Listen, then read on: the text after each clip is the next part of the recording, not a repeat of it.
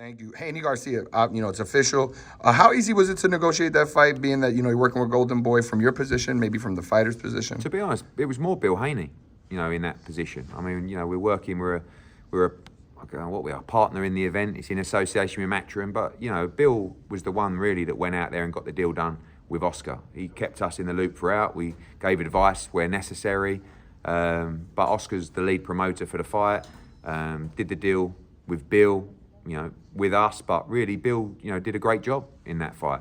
I spoke to Ryan Garcia numerous times in the negotiations to the fight. I have to take my hat off to him, to be honest with you, because I know Ryan Garcia gets a lot of criticism, but he is stepping up for all these fights. Like, he messaged me first to say, I want to fight Devin. I didn't believe him.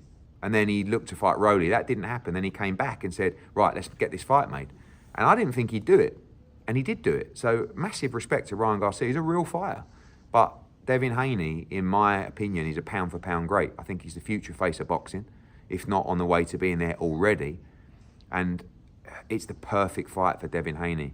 Like, the career of Devin Haney has gone very well. Like, he built himself with Matchroom and DAZN, took that short-term deal with ESPN to go and become undisputed, come back, beat Lomachenko, came back with us to move up and become a two-division world champion, and now lands one of the biggest fights in the sport. So Devin's flying at the moment, but Ryan's a real fighter. I think it's a tremendous fight. How do you think it goes? Who wins that fight? I think Devin wins the fight, but Ryan's dangerous. Actually, as a style matchup, Ryan's got a pretty good style to take on Devin. He's reactive, he can punch, technically sound, but Devin is so good in so many areas, and I think up at 140 now, he's a different fighter. You saw that in the Regis Prograis fight. I think he's a big favourite in the fight, but I respect Ryan. I think I'll give him, a live chance in the fight. Got it. Ryan in the past had brought up rehydration clauses. Anything like that in this fight? Any rematch clause? No. And, I think that's important for a 140 championship fight. I don't see the point in a hydration clause. I think that's good for Devin and Ryan. So they'll both be healthy and in their absolute prime in the ring. Got it. And no rematch clause? No. Got it. The fight just got announced that it was moved to, it was announced that the fight was moved to Brooklyn, no longer in Vegas. There's been chatter online. Javante, he put a tweet out, then deleted it.